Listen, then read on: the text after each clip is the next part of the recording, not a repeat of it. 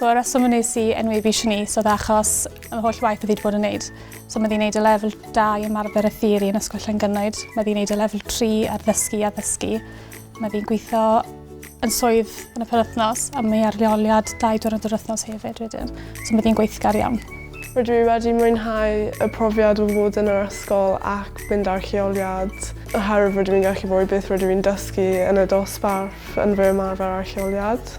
Fi wastad yn cefnogi dysgwyr arall sydd yn y dosbarth a ar lleoliad hefyd. Byddi'n mwynhau gweithio a helpu'r plant a'r staff. Pam rydw i yn Ysgol Llangynwyd rydw i'n dysgu'r theori a pam rydw i ar lleoliad rydw i'n rhoi ar gwaith. Mae Shaneece yn weithgar iawn. A mae wedi gwneud lot o ymdrech mewn i'r gwaith i gallu cwblhau y 2 cymhwyster. Mae wedi llwyddo yn yr aroliad ar gyfer y lefel 2 theori yn barod.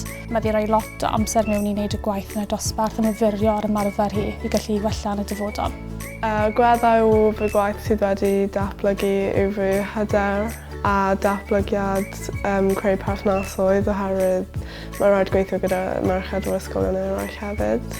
Dwi wedi mwynhau gweithio gyda'r plant a datblygu eu sgiliau.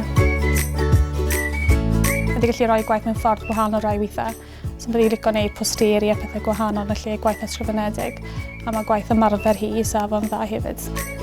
Pob lwc i Shaneece yn y cystadleuaeth.